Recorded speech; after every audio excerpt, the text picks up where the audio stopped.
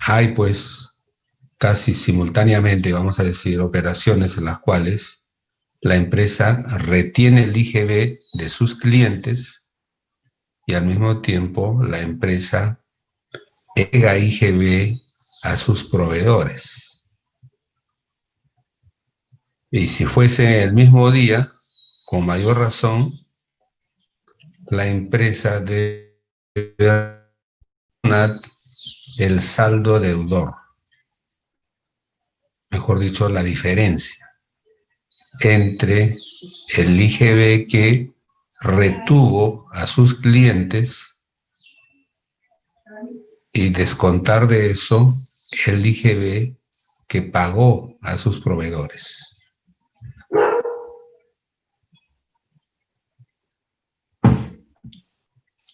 ¿No?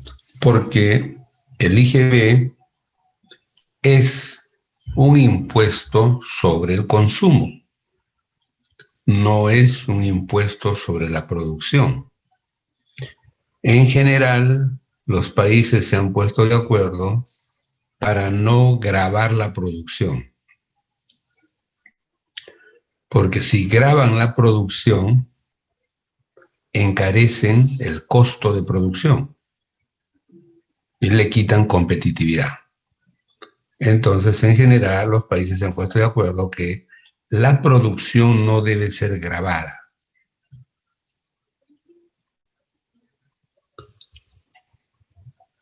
En contraste, cuando el Estado le cobra un impuesto a la renta a las empresas, no está gravando la producción, porque el IGB se cobra sobre los resultados de la producción, mejor dicho, sobre la venta. Siempre y cuando la empresa venda, efectivamente, tiene que cobrar un IGB, pero ese IGB es transitorio, porque si el comprador del producto demuestra que esa compra no es para un consumo, sino para producir, entonces el comprador también tiene derecho a recuperar su IGB. Pero si el comprador ya le hace un uso definitivo a ese producto que ha comprado, entonces ahí sí el Estado le grava por haber consumido ese producto.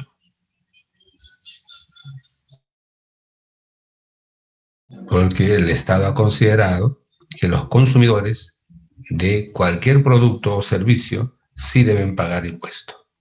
Los productores no deben pagar impuesto, ¿no? Los consumidores del producto sí, cuando ya al producto se le da un uso definitivo como bien de consumo. Entonces, un producto puede ser alternativamente un bien de consumo o puede ser alternativamente un insumo porque sirve para producir otro producto. Entonces queda claro que en general las leyes tributarias no gravan la producción. Cuando lo hacen, en realidad le abren un crédito tributario a favor de la empresa, el cual puede ser disminuido cuando a su vez venda sus productos finales. Es una buena práctica que, digamos, ahora se aplica a las empresas nacionales para los efectos de la producción y el consumo nacional, pero que en un primer momento esa práctica se ejecutó en el comercio internacional. Entonces al Estado se le ocurrió, a los extientos, es al crédito que se cobra en el periodo siguiente, 20% al crédito, y se cobra en el periodo siguiente, o sea, en el T+1 se hace la cobranza. Ese es otro dato. Muy bien, entonces vamos a hacer un pequeño estado de ganancias y pérdidas. 3 años de operación, 1, 2 y 3, y hacemos la liquidación en el cuarto año. Entonces, tenemos los siguientes ingresos proyectados, ingresos por venta, ¿no? O las ventas en general, porque en el estado de ganancias y pérdidas, lo que se proyectan son las ventas, 5.000, 5.000 y 7.000. Ese es lo que da nuestra proyección de estudio de mercado. Pero ya en lo que es la gestión, ya tenemos el dato de que 20% de la venta del periodo es al crédito y se cobra en el siguiente periodo. Ese es el dato. Otro dato, valor residual, 4.000, valor de liquidación. Ya, otro dato son los gastos de operación, 2.400, 2.400, 3.800. Otro dato son los gastos preoperativos, gastos de estudio, de notaría, todo lo que implica comprar la máquina, ¿no? Que no es estrictamente gasto comercial, gastos preoperativos, que también puede ser acondicionar un poco el local donde vamos a poner la máquina, hacer algunos arreglos, todo antes de que la máquina comience a producir. Amortización de gastos preoperativos. Depreciación, 20% de 5.000, 1.000. O sea, desde el punto de vista contable, queda pues, digamos, 2.000 de valor de depreciación, ¿no? Sin embargo, el mercado le reconoce, se proyecta, ¿no? Le reconoce 4.000, ¿no? Obviamente la empresa lo va a vender no por el valor contable, por el valor residual contable, sino por lo que el mercado valoriza, 4.000 de valorización. Bueno, intereses, 10% al rebatir, 10 amortizaciones en anualidades iguales. Entonces, para el segundo año ya queda solamente 2.000 de saldo deudor, 10% de 2.000, 200. Tercer año queda solamente 1.000, 10%, 100. Ya está, intereses 300, 200, 100. Por tanto, la utilidad bruta, o le vamos a decir utilidad bruta por el momento, es básicamente pues la diferencia, ¿no?, de esos ingresos proyectados, de la diferencia con sus gastos operativos, la amortización de gastos preoperativos, la depreciación y los intereses, ¿no? Entonces tenemos la utilidad operativa de 800, 900, 2.100, y en el caso de valor de liquidación, 4.000. Impuesto a la renta sobre esa base imponible, 30%. 30%, 240, 270, 630, 1.200. Utilidad después de impuestos,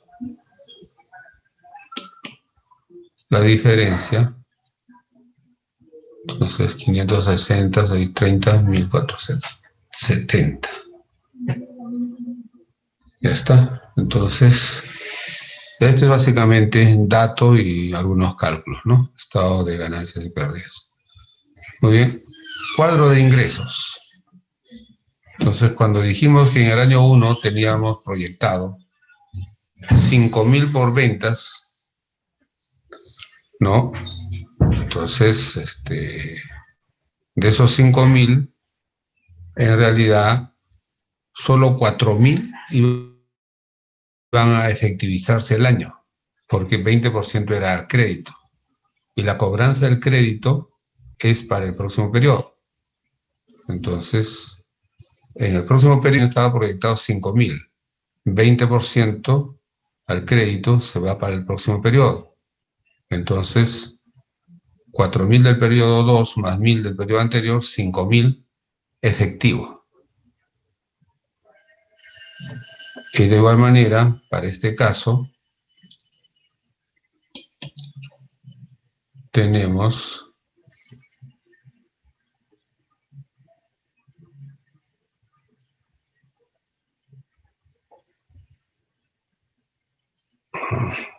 $80 en efectivo, 5.600 más 1.000 que quedan del segundo periodo, 6.600. Y en realidad, aquí, 80% se cobró aquí y quedó 20%, 1.400 para en el próximo periodo, ¿no? Entonces, 1.400 más 4.000 en realidad fueron 5.400, señores, ¿no? Entonces aquí hay que hacer un ajuste.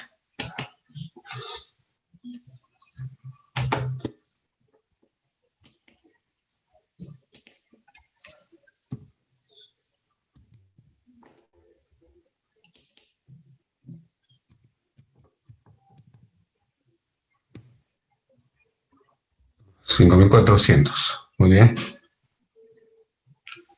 Ahora, estos son los ingresos líquidos en su momento. Y sobre esos ingresos líquidos, la empresa sí tuvo que cobrar IGB a sus clientes. Entonces, el ingreso para la empresa fue 4.000 más el 19% de IGB. Está 19%. Entonces, 4.000 por 1.19, 4.760. 5.960, 7.854 y 6.426, ¿no? Entonces, total de ingresos sin IGB, total de ingresos con IGB. Vale decir que la deuda de IGB que tenga la empresa es sobre los ingresos líquidos, ¿no? Por ventas del mismo periodo o por cobranzas del periodo anterior.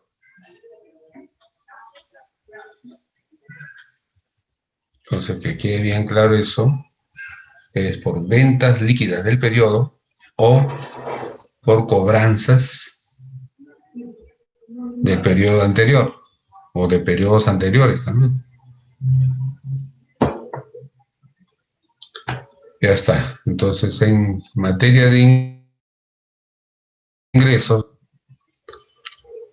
ahora vayamos a los aspectos de inversión y costos.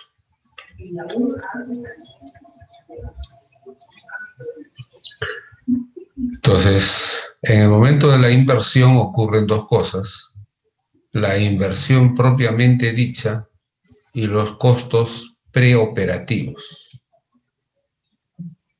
¿no? Entonces, los costos preoperativos pueden ser intangibles, pero también pueden ser tangibles. Lo intangibles es hacer el estudio de la compra de la máquina, pero también tangible es preparar el espacio o las instalaciones para instalar posteriormente la máquina, ¿no? Entonces son preoperativos. Y bueno, como dato ya se dijo que la máquina y los costos operativos iban a ser 500, 500, 1.000, o sea, 1.000. No son costos.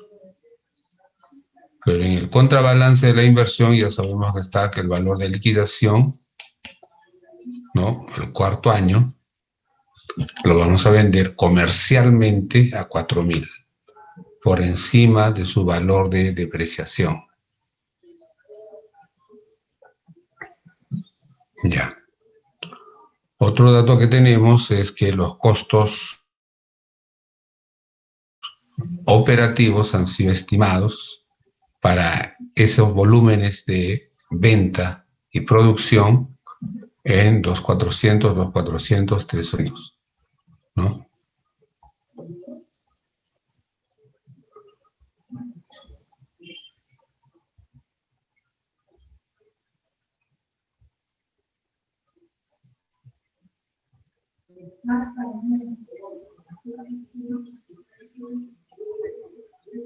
Muy bien, entonces ya tenemos esos datos.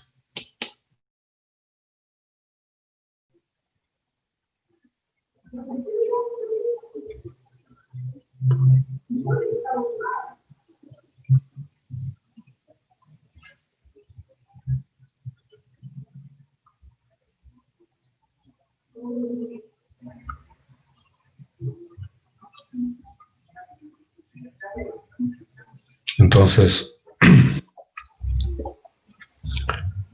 en el total de costos,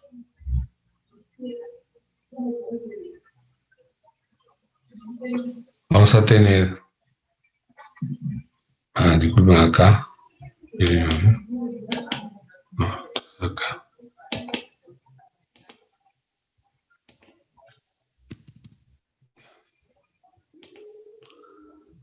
En el total de costos con IGB, ¿no?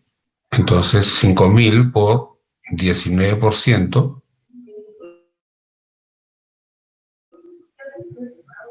5.950. Costos preoperativos, bienes y servicios que hayamos comprado. El de 43 son los preoperativos, 1.000 por 1.19, 1.190. Y los cambios en el capital de trabajo. Aquí quiero demorarme un poquito para explicar un tanto, ¿no? Estos costos, ¿no? Que son los costos del año cero. O sea, en el año cero decimos que está usualmente todo lo que es la inversión.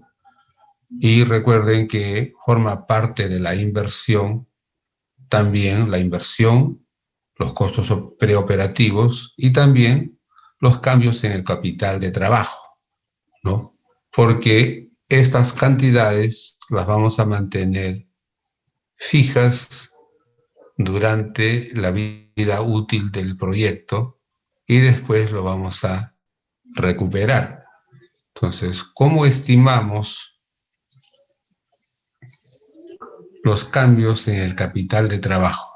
Entonces, aquí al costado tenemos la estimación de los cambios. Como todo cambio, tiene que ser la diferencia, ¿no? Entonces, la diferencia es entre los capitales de trabajo de dos momentos, o mejor dicho, de dos periodos, tal como está ilustrado acá, ¿no? Y dado que la periodicidad del capital de trabajo lo hemos estimado en mensual, entonces esos cambios anuales, ¿no?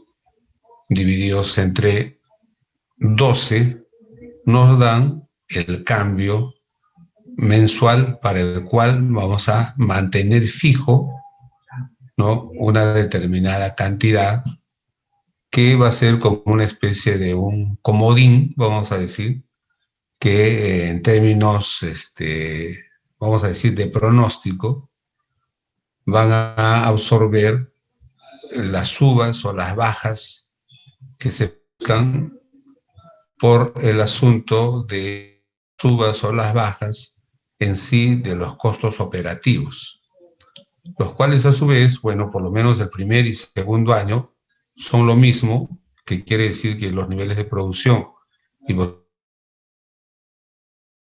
posiblemente de ventas son los mismos, pero el tercer año claramente cambia, ¿no?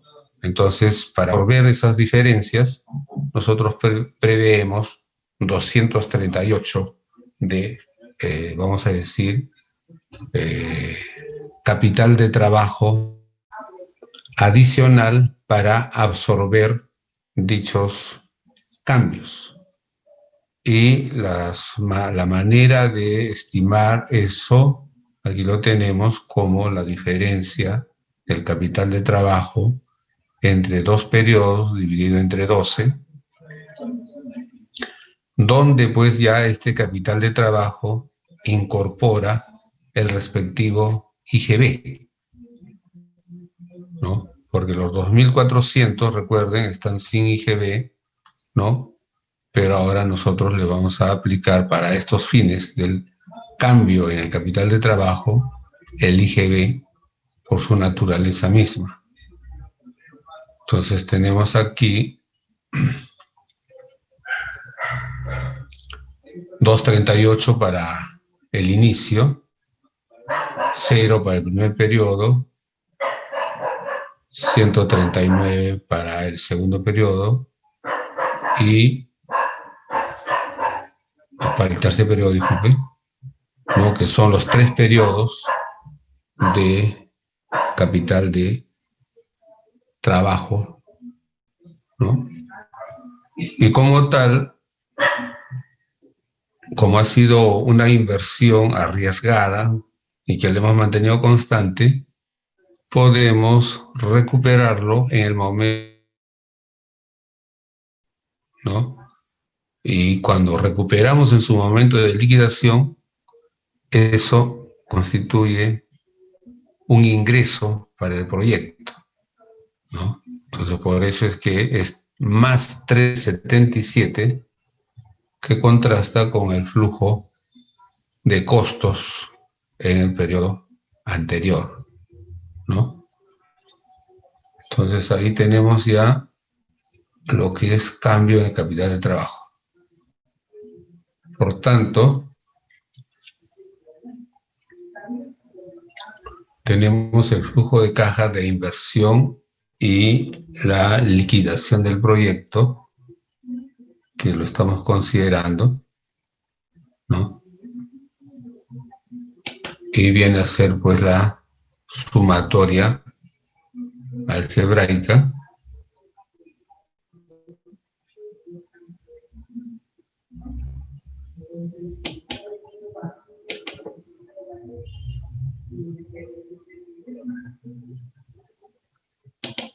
¿está?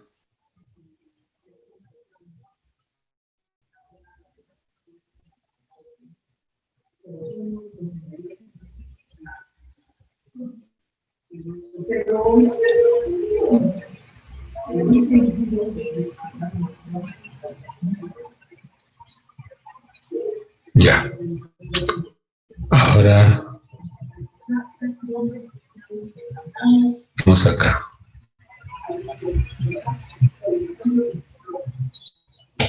Muy bien. Entonces, seguimos. Los costos son con IGB 400 más 1.19 o por 1.19 con IGB. Entonces, 2.856, 2.86 y 4.522.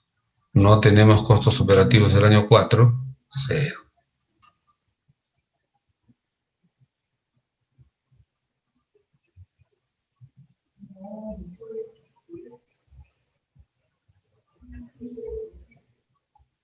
¿No?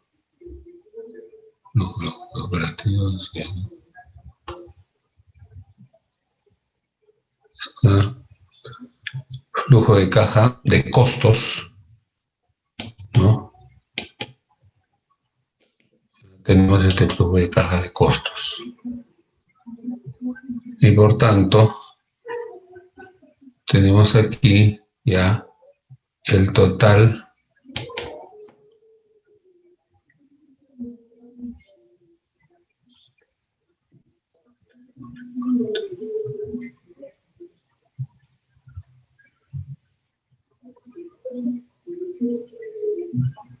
Tenemos ahí la inversión, los costos preoperativos, cambios en el capital de trabajo y costos operativos con IGB, ¿no? Y tenemos finalmente el flujo de costos con IGB 7.388 y así para toda la serie. Entonces, aquí tenemos un cuadro, resumen de los Profesor, IGB a favor de la empresa y que la empresa tiene que pagar. Sí, sí, adelante. profesor, no le he entendido el cuadro anterior. No sé de dónde sale el 139, exactamente qué está restando y a qué le está sacando el porcentaje del 1,19%. 139. ¿A qué te refieres? ¿Qué es el 139? Allí dice menos 139 en el... A ver, suba un poco, creo que es en el segundo año. En cambio de capital de trabajo, A ver, ahí va. cambio de capital de trabajo, ahí está. Ajá, en el ¿No? segundo año dice 139. Sí. Por ejemplo, ¿no? Ajá, exactamente qué está restando para obtener ese Ya. valor. Lo que se está diciendo, ¿no?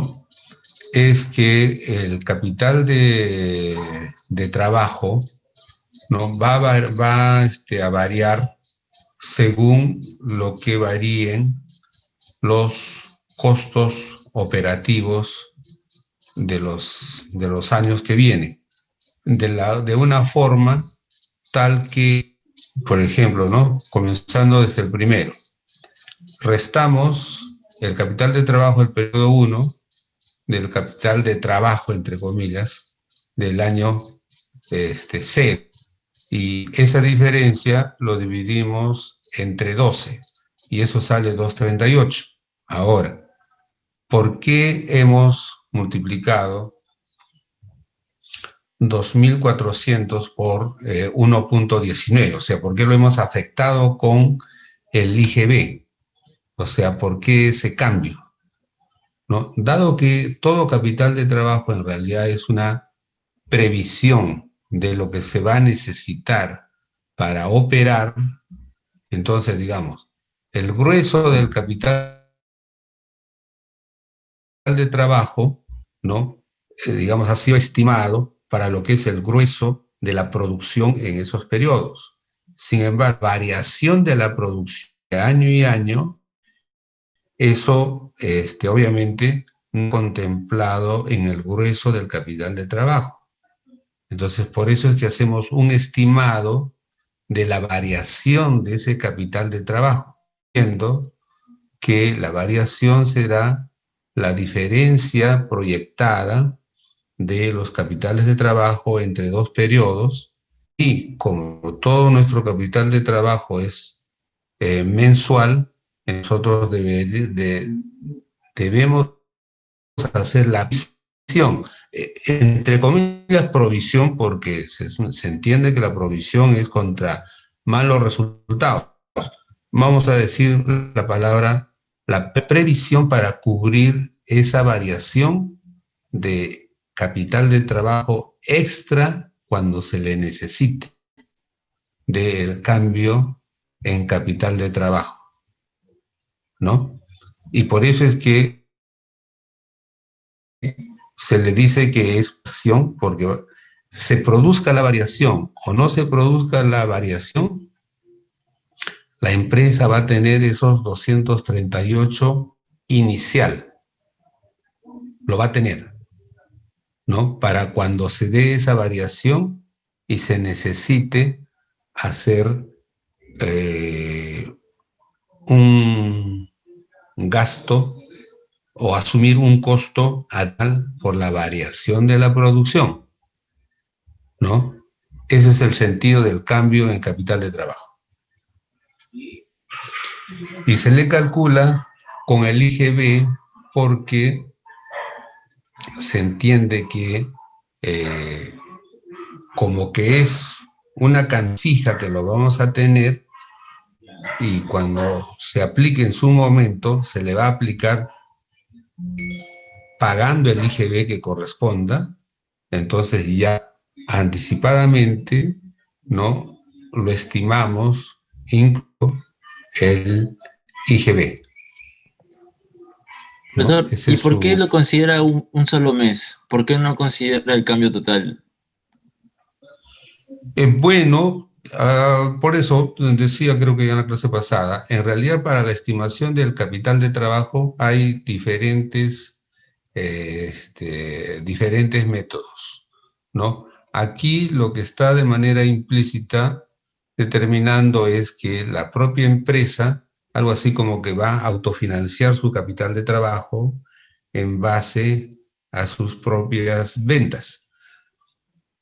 Eso es una decisión, vamos a decir, de corte empresarial. Sin embargo, se puede decir de otra manera, que vamos a simplemente afrontar la necesidad de capital de trabajo cuando se produzca, porque vamos a decir, hemos suscrito un contrato con un banco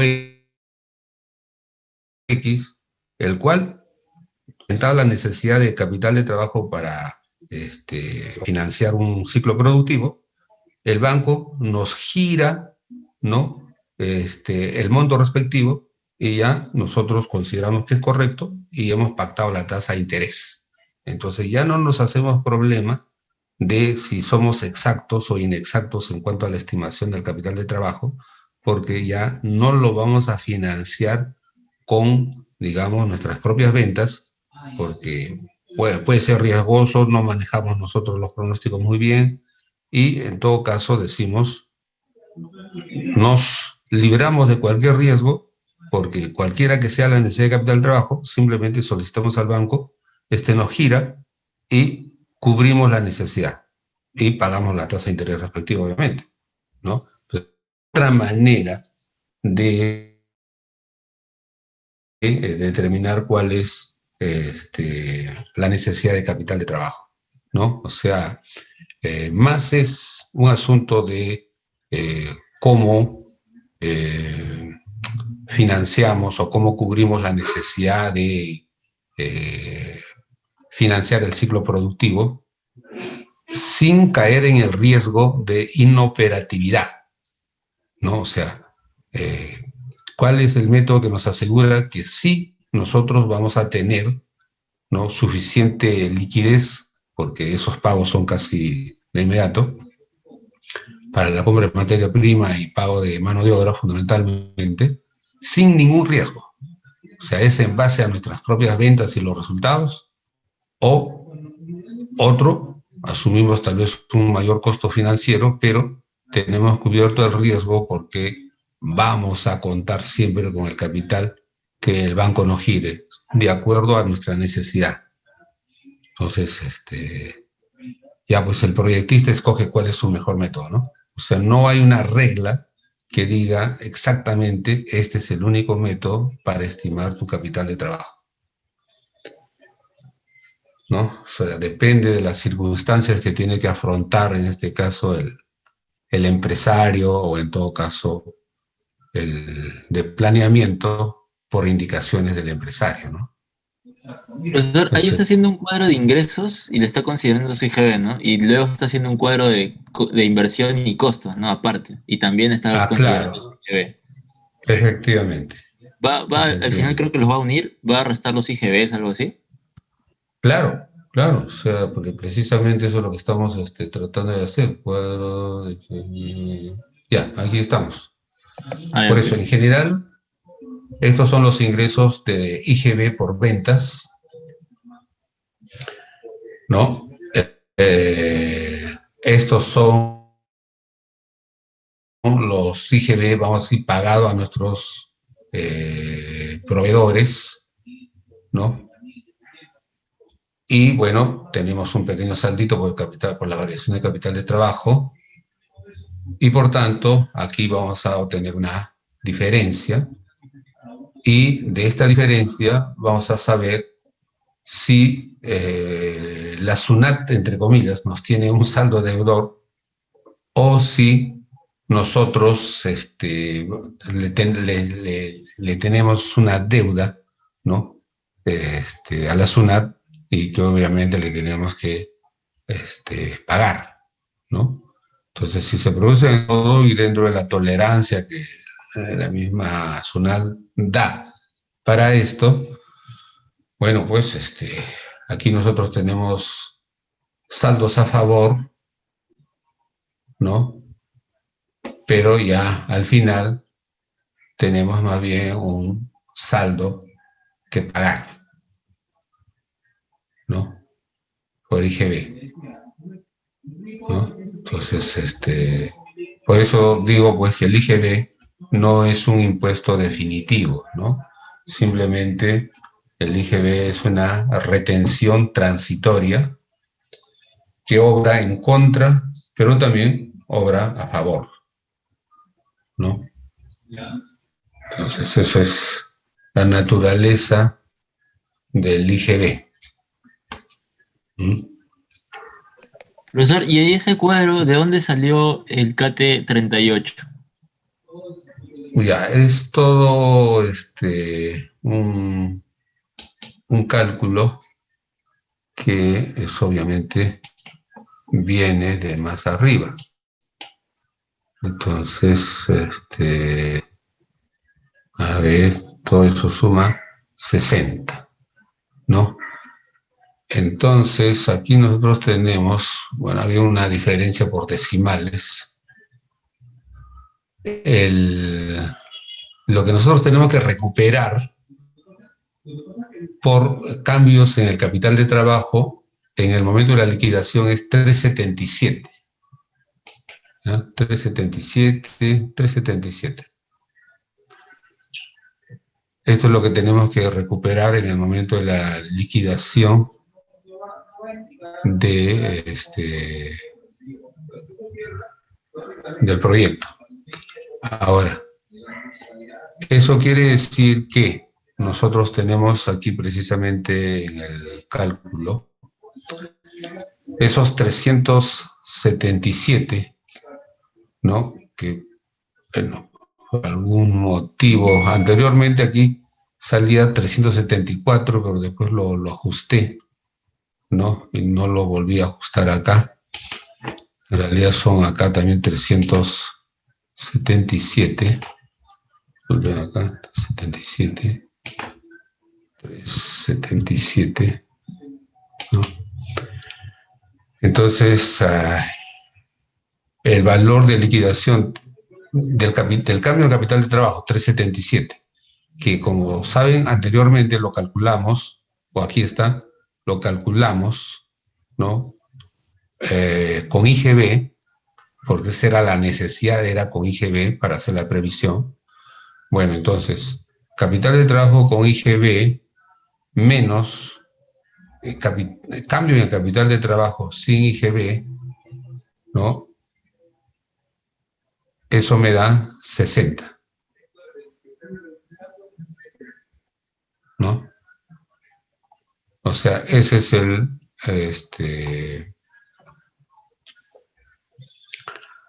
vale decir, ese es el impuesto, el IGB que yo tengo que recuperar, 60.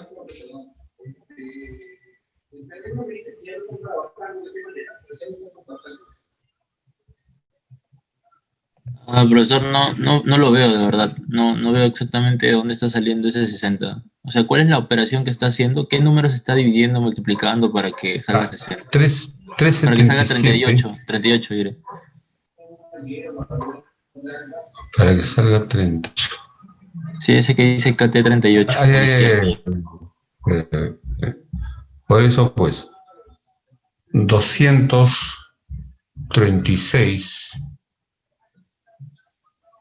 entre 119 le estoy quitando el IGB anteriormente calculado. ¿Está bien? Ya le está quitando el Entonces, IGB. claro. Entonces, de ahí queda, digamos, un monto,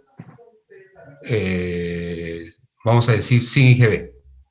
¿no? Vamos a decir, un costo, un capital de trabajo, un cambio de capital de trabajo sin IGB. Y a eso le estoy tomando el 19%. Ahora, ahí va a venir la explicación, ¿no? En el caso, y ahí sale 38, ¿está bien? ¿Has hecho el cálculo? A ver, dame un... Exacto, cuando le digo que como máximo puede gastar 150.000, le digo, Sí, sale 38. Claro, ¿no? Entonces, es igual la otra, en el otro cálculo de igual manera, ¿no? Entonces, 22 ya, la explicación de los 60 ya está. Ahora, la operación matemática en sí. 0.IGB sobre 1.19, o sea, el porcentaje del impuesto a la venta sobre el porcentaje con impuesto a la venta. Es un ratio que, digamos, da lo que podría ser la cantidad pura de impuesto en un cambio. Eso es lo que está saliendo. O sea, el impuesto puro que se habría pagado, ¿no? En el cambio de dos capitales de trabajo, o mejor dicho, en la variación, sería precisamente 0.19 entre 1.19. O sea, un R sobre 1 más R, ¿no? Lo que estaría significando es que el peso del impuesto del IGB sobre el cambio sería equivalente a eso, a 0.19. Eso es lo que se está diciendo. No se está diciendo otra cosa. Y como lo que estoy tratando acá es de hacer una tabla para pagar o recuperar IGB puro, entonces en el capital de trabajo, sobre todo en el cambio de capital de trabajo, ¿no? En sí yo no pagué, sino hice una previsión, ¿no?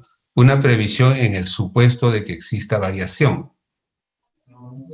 Entonces, por eso es que solo es un equivalente, o sea, no es lo que exactamente yo habría pagado, ¿no?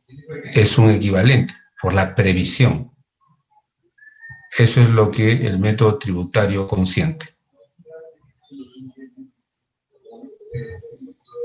No, IGB sobre 1 más IGB es el equivalente por el cambio entre dos periodos de costos operativos siempre y cuando hayan cambiado, ¿no? Eso es lo que sale. Muy bien, entonces, ya con este cuadro sacamos las obligaciones y los derechos del proyecto a recuperar o a pagar un impuesto no definitivo que no debe gravar la producción, por eso que lo recuperamos, debe grabar sí el consumo, ¿no? Hasta mientras que no demuestres que usaste tus compras en producir, la SUNAT asume, y si lo has usado para consumir, debes pagar IGB. Pero si sigues produciendo, la SUNAT te debe devolver tu IGB, ¿no? Ahora, salvo ya cuando se deja de producir y llegas al momento de la liquidación, ¿no? En ese momento, efectivamente, ya no produces. Entonces, lo que te quedó de mercadería como insumo, ya no lo has producido, es cierto, no lo vas a consumir, pero al venderlo a otra empresa o a otra persona, al venderlo, para ti ya es una venta definitiva. No lo transformaste, lo vendiste. Vale decir, lo consumiste. El consumo sí está grabado con impuesto, ¿no? Entonces, por eso es que aquí sale un saldo para pagar. ¿Ya está? Ahora, vayamos un poquito más adelante y después, en cualquier momento, retrocedemos si quiere. Financiamiento. Bueno, entonces, de los 5.000, necesitamos un préstamo de 3.000. Pagar en 3 letras, en 3 anualidades de 1.000 e intereses al rebatir. 300, 200, 100, ¿no? 10% sobre 3.000, 10% sobre 2.000 y 10% sobre 1.000, y ya está. El escudo fiscal ya nosotros sabemos calcularlo en el sentido pues de que es 1 menos el impuesto sobre los intereses, ¿no? Entonces, ya tenemos, y por tanto, como el escudo fiscal en sí es un ahorro, vale decir, es un no costo, entonces tiene signo positivo, ¿no? Entonces, por tanto, en el flujo de financiamiento neto es 3.000 menos 1.210, 1.140, 1.070. Ese es el financiamiento. Por tanto, ahora ya podemos hablar de un flujo de caja. Entonces, tenemos nuestro flujo de caja.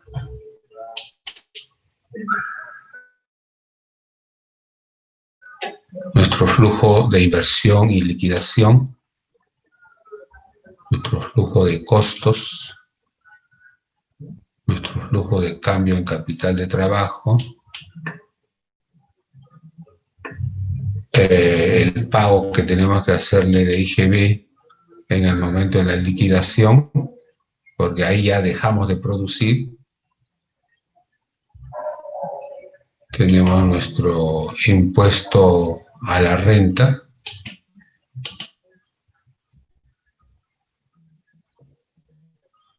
Tenemos nuestro flujo de financiamiento neto.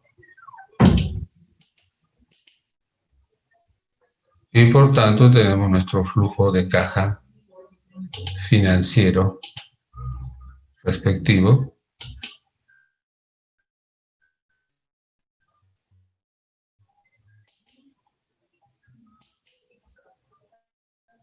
Como corresponde.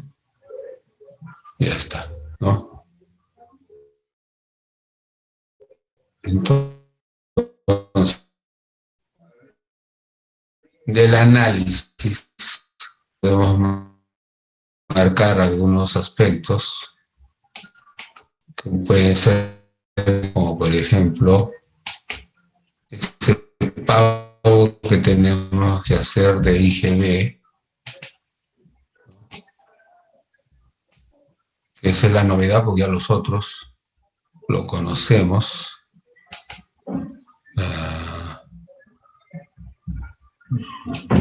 Lo marco de amarillo, que es más visual.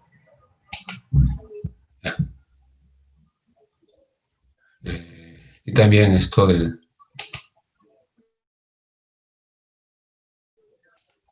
serían las novedades, no, porque ya los otros ya los conocemos, ¿no?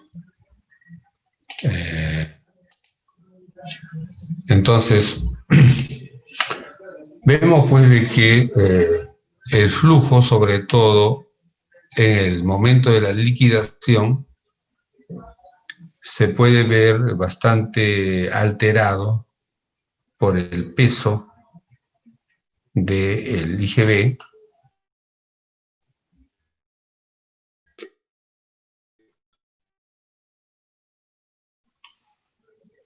por del cambio en el capital de trabajo, ¿no? Sobre todo estos dos que son las novedades, ¿no? Los otros ya lo conocemos.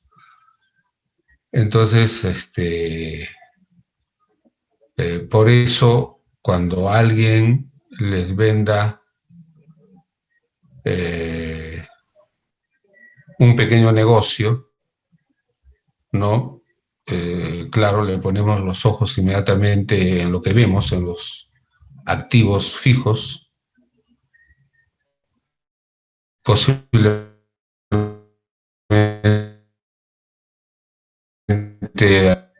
¿no?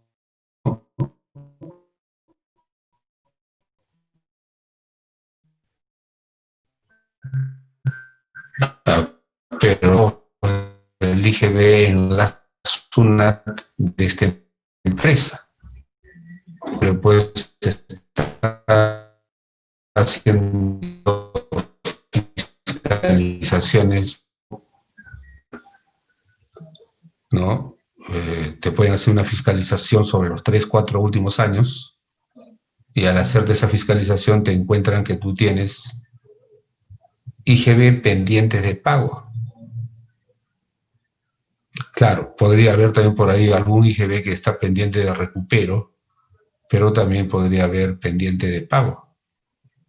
Y claro, si digamos en la minuta de compra-venta que han hecho, consta que dice que el comprador asume todos los activos y pasivos del propietario anterior, ya se fregó, porque ya tienen que pagar los IGB pendientes. Entonces de ahí que una previsión en la minuta sería, pues, bueno, digo, o sea, se asume los pasivos y los activos de todo lo que es evidenciado, pero no así los resultados de fiscalizaciones posteriores por la SUNAT, ¿no? O y mejor tal vez adicionar la frase, más no así por los saldos pendientes de fiscalización por la SUNAT de todas aquellas recaudaciones a su cuenta, porque ahora la SUNAT también es la encargada de recaudar los aportes al Seguro Social. Y entonces hay empresas que se atrasan en el pago de sus aportes y si liquidan y venden la empresa con aportes pendientes, el nuevo propietario pues, tiene que cargar con esos aportes pendientes. Se fregó. Porque si la minuta dice con activos y pasivos, se fregó. Entonces, pago de impuestos pendientes, impuesto a la renta, IGB, aportaciones a la seguridad, aportaciones a la AFP o equivalentemente a la ONP, ¿no?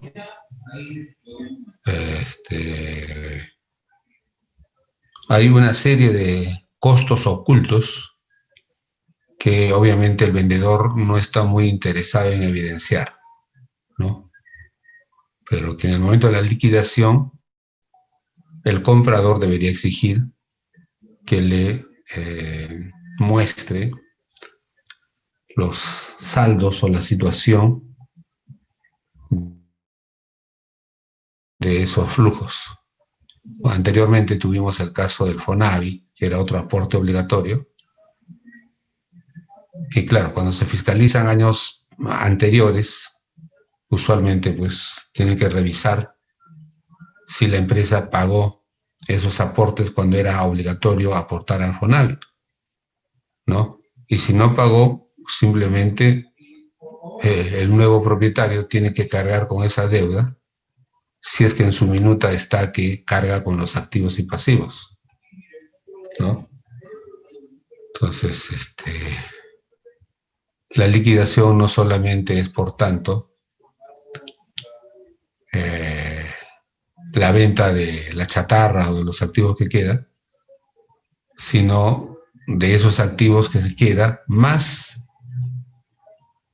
cuentas por cobrar que pudieran haber, menos cuentas por pagar, ¿ah? Y dentro de esas cuentas por pagar estaría IGB, incluso en algunos casos impuesto a la renta, más las aportaciones sociales, más otras contribuciones que en años pasados sí fue obligatorio, pero que el empresario o el propietario no cumplió. Entonces, esto del valor de liquidación de un proyecto, ¿y cuántos negocios hay? Hay un montón de empresas liquidadoras especializadas en liquidación, ¿no? Y dentro de esa liquidación, un tema interesante es la valorización de activos, tanto tangibles como intangibles, ¿no? Hay bastante ingeniero civil que se ha dedicado a la valorización de activos, pero ya sus mayores competidores son los industriales. Ahora, los industriales también se especializan en valorizar activos, porque cada vez más las empresas que se liquidan no necesariamente se caracterizan por tener un montón de terrenos, construcciones, ¿no? Donde los civiles obviamente entran más, sino por tener pues su máquina, sus herramientas, sus equipos, o tener pues un buen almacén de materia prima o de productos en proceso, productos terminados. Entonces hay que valorizar toda esa mercadería, ¿no? Para llegar a un buen valor de liquidación, ¿no? Y claro, la cosa es un poco más que todo, no solamente tiene pues activos tangibles, sino sobre todo cuando tiene activos intangibles. Entonces vamos a suponer que la empresa se caracterizó por vender 60% al contado y 40% al crédito. Entonces, pues ahí tiene un montón de letras por cobrar, ¿no?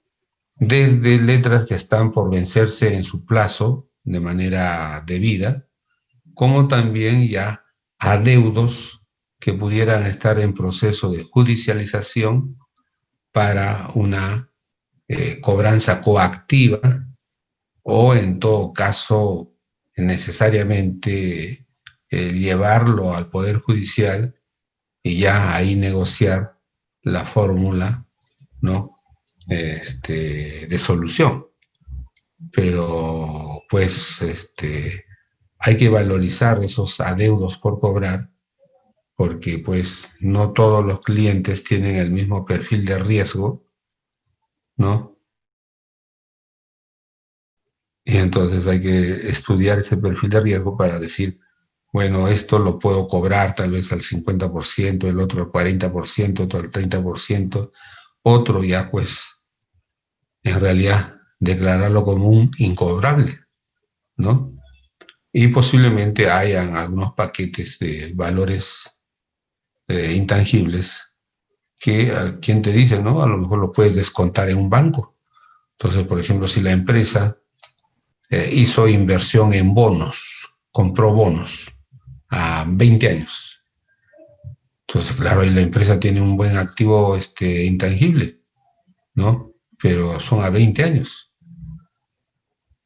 Y ahora, si digamos, el nuevo comprador o en general el liquidador tiene la orden de monetizar todo el valor residual de la empresa a lo que el mercado pague, bueno, entonces hay que encontrarle ahora cuál es el valor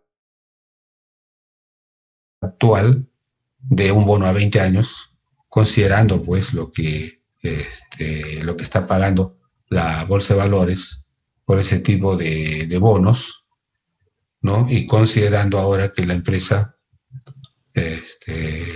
bueno, pues ya está siendo liquidada, ¿no? Entonces, este es todo un mundo, solamente tratar lo que es liquidación de proyectos, liquidación de empresas, es un negocio grande, ¿no? Que quieran o no quieran, los bancos lo tienen que tener. No porque a los bancos les guste, no creo que los bancos sean en sí carroñeros, en el sentido de vivir, de rematar o liquidar negocios, propiedades, sino porque no les queda otra alternativa para recuperar parte de sus inversiones que llevar a la liquidación y a personas, porque pues como banco tiene que recuperar su inversión, ¿no? Pero para eso hay todo un procedimiento técnico donde pues los ingenieros entran a tallar cuando el banco quiere negociar. Pero si ya esto se va al Poder Judicial, bueno, los diferentes juzgados tienen adscritos peritos judiciales, ¿no? Muchos de los cuales son ingenieros, y se dedican a la valorización, ¿no? Valorización por liquidación, y obviamente pues debe haber un conflicto. Si se han ido hasta el Poder Judicial, ya hay conflicto pues ahí, ¿no? O sea, no solamente hay atraso o mora en el pago de una deuda, sino otro tipo de conflictos que el juez ya tiene que resolver, pues. Pero en la parte técnica toca la valorización, ¿no? Muy bien. Entonces, ya lo otro es ahora, pues, básicamente encontrar si, dicho de esta manera, ¿no? Esta nueva máquina que le vamos a adicionar a una empresa ya en funcionamiento, ¿es rentable o no es rentable? ¿No?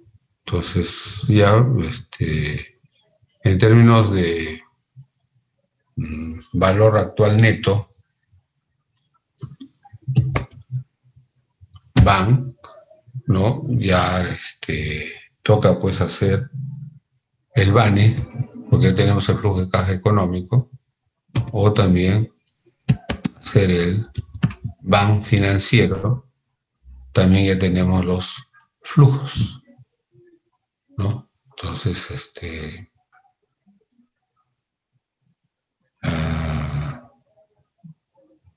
ya es usar los indicadores BANE y BANF para estos fines, o también ya usar otros indicadores como la tasa interna de retorno, ¿no?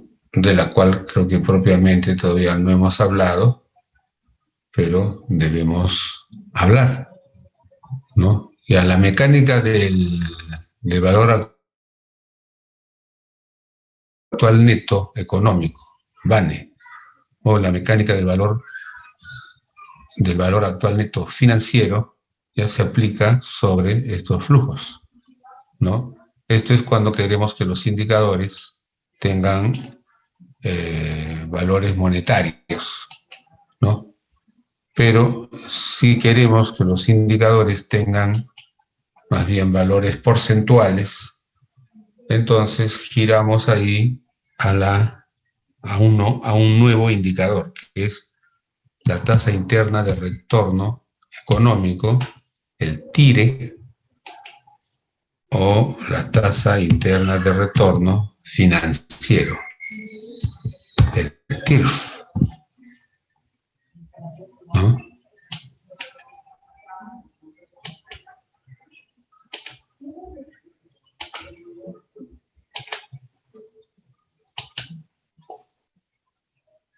TIRF.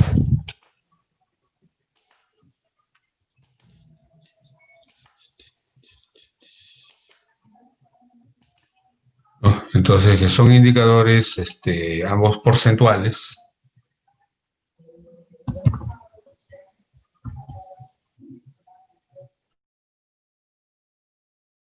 que tienen un significado obviamente más sencillo, en el sentido de que nosotros definimos que el valor actual neto podría tener, digamos, valores de igual o mayor o de menor o menor en relación a cero. Y bueno, entonces el caso TIRE en realidad es un derivado del caso cuando el valor actual neto económico es igual a cero.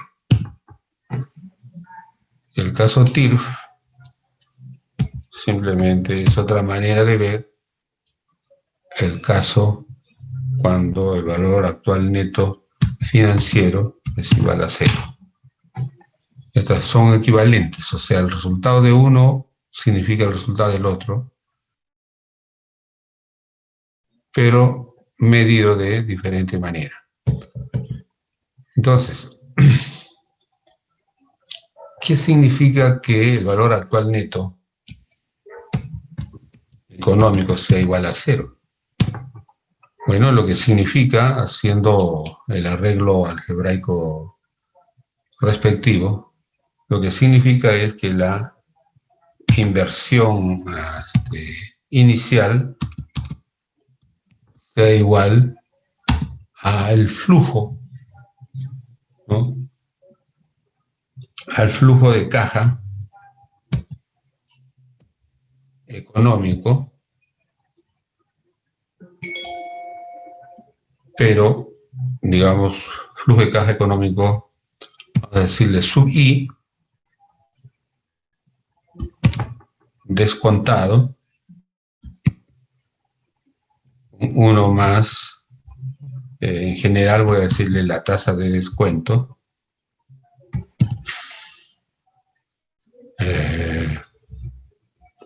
afectado pues por, ya que es por el tiempo,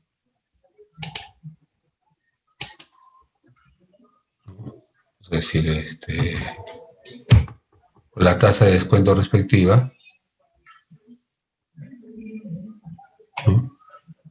Entonces, de aquí se deriva que cuando encontramos una tasa de descuento,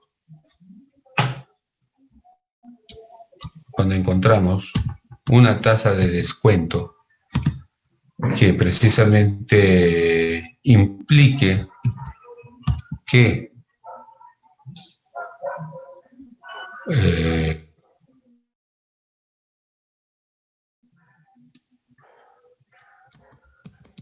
el BANE sea igual a cero, entonces esa tasa de descuento es precisamente igual, en este caso, a la tasa interna de retorno económico, a la TIRE. O sea, la tasa de descuento que haga que el valor actual neto sea igual a cero, o mejor dicho, que la inversión sea igual a la sumatoria de los flujos de caja económico,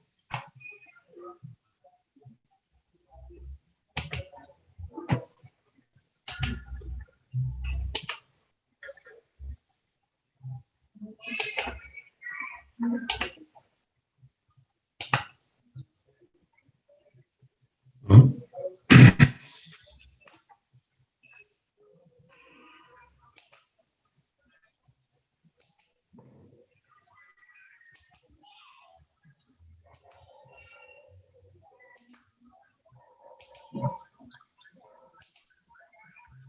La tasa de descuento que haga que el valor actual neto económico sea igual a cero, esa es la tasa interna de retorno.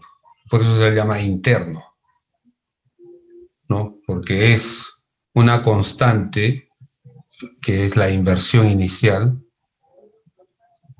¿no? Que haga financiar flujo.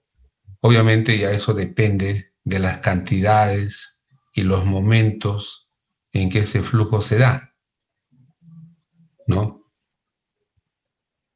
Y esa tasa que permita que se dé esta igualdad, esa tasa es la tasa interna de retorno, TIRE.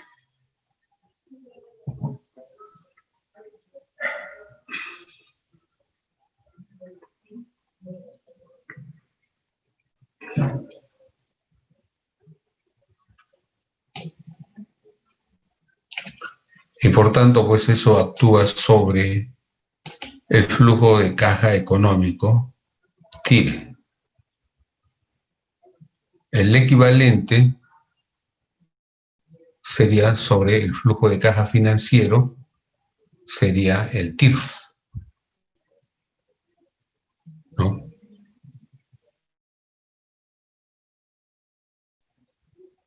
Entonces, cuando la tasa de descuento sea igual al TIRF, entonces ahí estamos actuando sobre el flujo de caja financiero.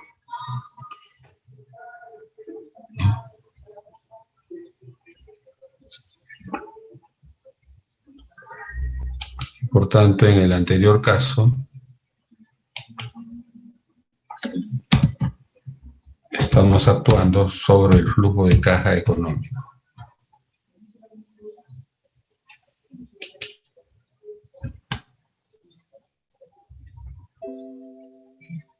Entonces, hablando en términos de flujos. Esto se ve más, se ve mejor, ciertamente, en un gráfico. Ya está. Entonces, en este gráfico, lo que tenemos es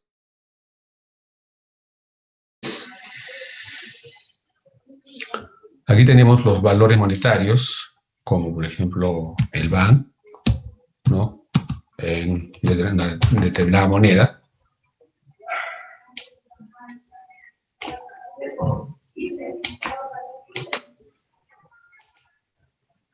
Tenemos el BAN.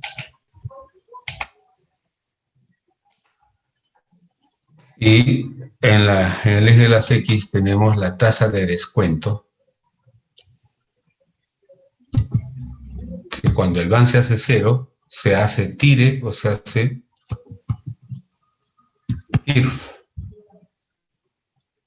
¿no? Entonces, tenemos la curva del BAN. El BAN puede ser máximo.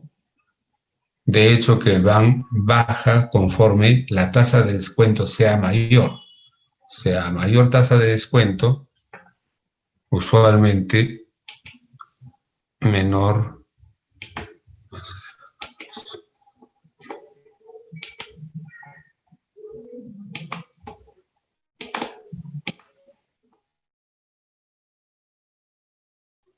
Usualmente hay siempre como dicen esto, un trade-off entre BAN y tasa de descuento, o también podríamos decirle ya tasa interna de retorno, sea TIRE o sea TIRF, ¿no?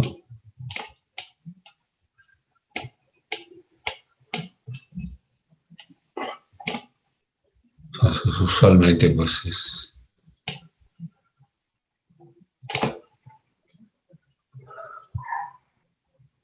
¿no? Y el TIRF es, pues, el punto donde el BAN es cero. O sea, en esta situación tenemos que el BAN es aquí cero. Y eso es porque la tasa de descuento respectiva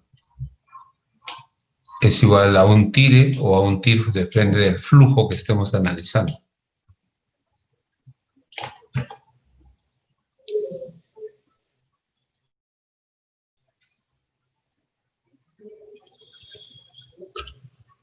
Ahora, en la mayor parte de los proyectos, más bien tiene el perfil típico de un proyecto, o en todo caso vamos a decir también más deseable, el perfil más deseable de un proyecto, es de que, bueno, pues al inicio haya una gran inversión, ¿no? Una gran inversión en el año cero, pero después de esa inversión, si bien es cierto, hay costos, pero lo ideal sería que desde el primer año, desde el primer periodo de actividad del proyecto, ya dé alguna ganancia, aunque sea un centavo, ¿no? Y por tanto, digamos, el primer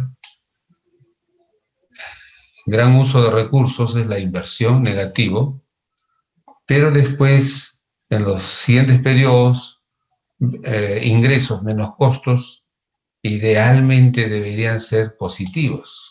O sea, menos, más, y así. O sea, lo ideal sería pues de que ya esto es, digamos, los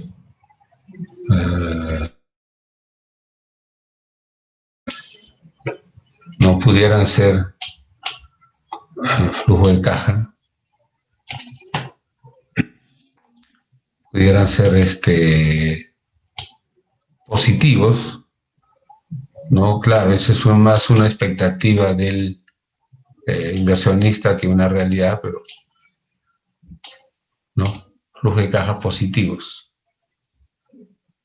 Sin embargo, en la vida real, los proyectos, mejor dicho, las empresas, ya todos deben hacer un gran gasto al inicio, negativo, pero a partir del primero, segundo, tercer periodo, uno no sabe ya en la práctica qué es lo que puede suceder. Entonces puede suceder pues de que, digamos, hayan dos periodos de ser positivo, después negativo, después positivo, después cero, después positivo, positivo, ya se va chorando, va todo positivo, ¿no? Pero entonces aquí tenemos menos, más, menos, más,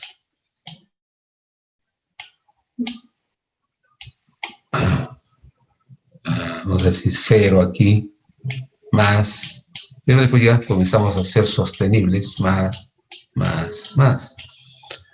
Entonces, hay varios resultados, ¿no? Entonces, cada intersección de la curva con la X, en realidad es un punto donde el van es cero. Entonces, en cada uno de esos van hay diferentes tasas internas de retorno o rendimiento. Entonces, en la práctica, un proyecto puede tener 2, 3, 4 tasas internas de retorno económico y o financiero. Se puede pronosticar que en el futuro el proyecto no siempre va a llevar una trayectoria positiva, sino que puede parar, se puede caer, se puede quebrar. Pero también es cierto que puede ser todo un éxito, ¿no? Uno no sabe. Entonces, por eso es que aquí, bueno, se decía un proyecto que tenga varias tasas internas de retorno, no una tasa interna de retorno, otra, y sigue, ¿no? Entonces, ¿Con cuál de esas tasas internas de retorno nos quedamos? Con ninguna, ¿no? Pero el hecho es que si el proyecto da para que aparezcan 2, 3, 4 tasas internas de retorno, bueno, pues el proyecto es muy sensible a lo que pueda pasar en los mercados, ¿no? Entonces, otros han interpretado que proyectos con diversas tasas internas de retorno, en realidad estarían diciendo proyectos que tienen 2, 3 o más objetivos excluyentes el uno con el otro, y que esa sería la situación del proyecto, ¿no? Tener varios objetivos que podrían ser incluso en algunos casos conflictivos entre sí. Entonces, por ejemplo, proyectamos un restaurante que tenga bar o cervecería. Si viéramos cada proyecto por separado, vamos a decir que un proyecto tenga 15% de rentabilidad y el otro proyecto 10% de rentabilidad, trabajados de manera independiente. Ahora, hagamos otro. Vamos a trabajar como un solo negocio con dos áreas, trabajo de comida y trabajo de tragos. Y proyectemos las ventas. En realidad, como todo depende del mercado, se podrían haber ahí diversos resultados, en el sentido de que vamos a suponer que pues, estos empresarios son muy organizados, saben educar su clientela, etcétera, y bueno, digamos, está bien que coman, que festejen algo, pero que su misión no es necesariamente emborracharse y cosas por el estilo, ¿no? Y digamos, tiene un conjunto de protocolos para mantener en guardia a la gente que emborrachándose quisiera causar lío, etcétera. Entonces, en la práctica, vamos a suponer que pudieran manejar como un solo proyecto todo.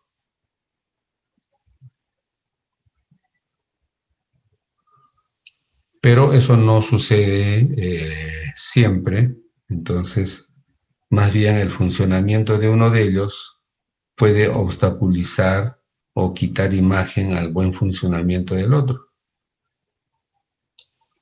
Usualmente, como ustedes saben, en los chifas, los chinos no consienten la ingesta de bebidas alcohólicas, ¿no?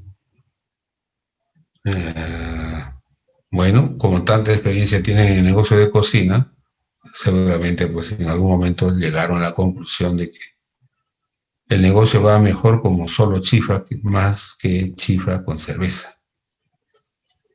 En lo que son chifas, chifas, ¿no? Y entonces, digamos, pierden los ingresos por no tener un bar, pero ganan en rentabilidad en el sentido de que tienen más provecho por, digamos, manejar un solo negocio. Entonces se dan diversas situaciones, ¿no? Lo ideal es obviamente tener ya una situación, es decir, más clara y hacer las siguientes identificaciones, que eso va a ser materia de análisis, el poder evaluar las siguientes situaciones. Veamos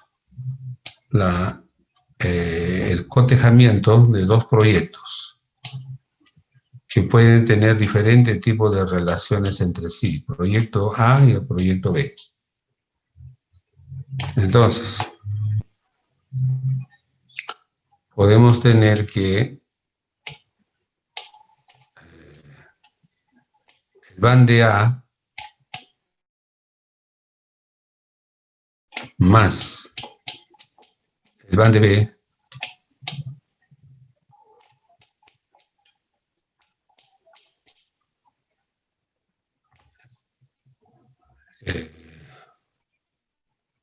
es menor que el van de cualquiera de ellos, que solamente el van de A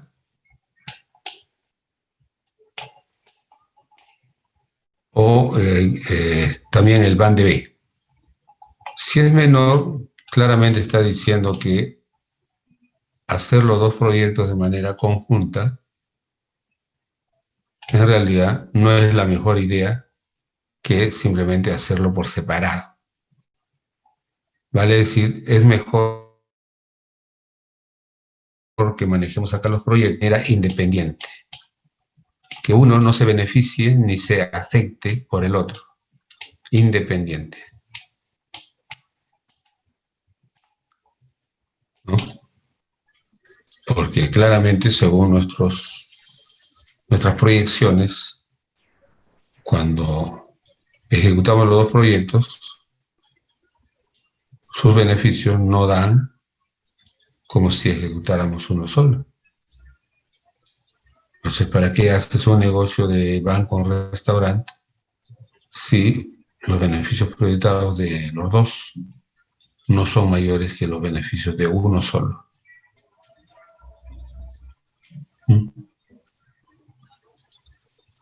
Entonces, es mejor hacerlo por separado, ¿no? Ahora,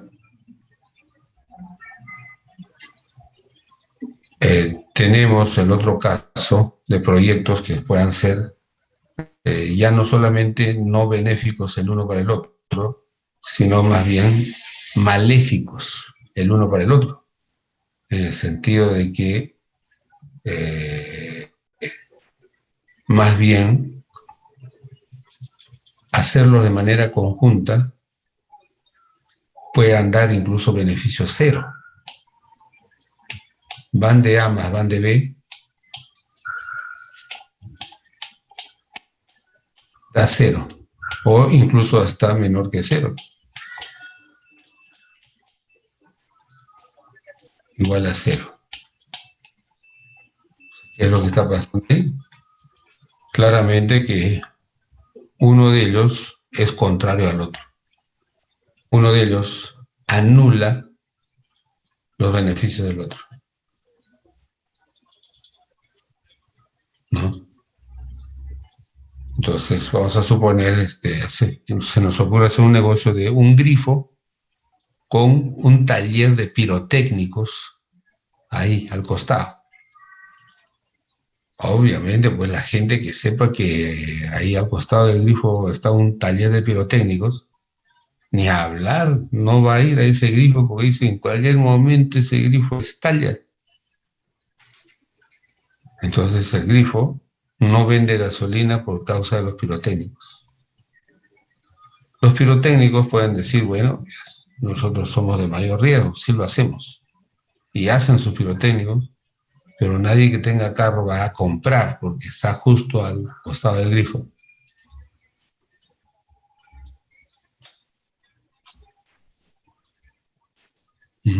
Entonces, veamos pues que entre dos o más proyectos pueden haber relaciones aditivas de neutralización e incluso puede haber relaciones de exclusión, ¿no? Hay proyectos que no suman, por el contrario, restan,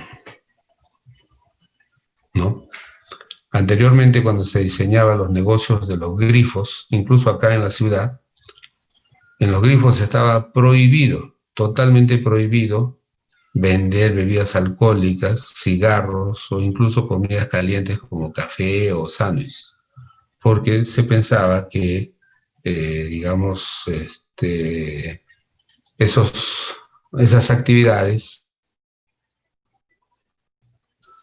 están en peligro de incendio, que es el riesgo máximo de un grifo. Felizmente que por lo menos yo sepa, nunca pasó eso. Pero cuando ya vino la nueva generación de grifos, ¿no? Ahora se permite vender bebidas alcohólicas, se permite vender cigarros. Hay determinadas comidas calientes que se puede comer en los mini markets que tienen los grifos. Y ahora ya no son excluyentes.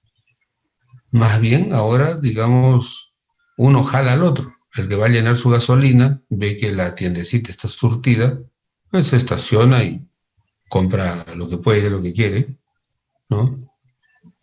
Y otra gente que posiblemente va por un cafecito a una estación de gasolina, bueno, tiene la ocasión ahí de ver por lo menos que el trato de llenado de gasolina o el mantenimiento ligero es eficiente, es rápido, es amigable. Y también dice, ah, bueno, la próxima tengo mi carrito por acá. Ya está. Sumaron ambos. Entonces, ¿qué ha pasado para que esos dos que eran antes excluyentes, ahora más bien estén correlacionados?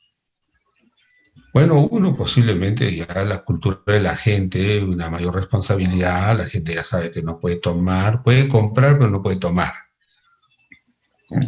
Ya, eso frena el riesgo. Puede comprar su cigarro, pero sabe que no debe fumar. La gente ya es consciente de eso y no fuma, ¿no? Y ya al interior del mini market, los vendedores, los empleados también tienen una cultura de prevención y si alguien ve que tiene alguna intención de tomar o de fumar, obviamente lo cortan rápido y cuando sirven su comida caliente, bueno, también ya son máquinas expendedoras, no hay fuego de por medio, básicamente microondas o cosas por el estilo. Entonces, todos, digamos, se han superado para que el riesgo antiguo ya no lo sea hoy. Y por tanto, digamos, tener grifo de gasolina y también tener tu negocio de comidas frías y o calientes. Ah, bueno, entonces ya cambió la cosa, ¿no? Así es. Bien, señores, no sé si alguna pregunta, algo.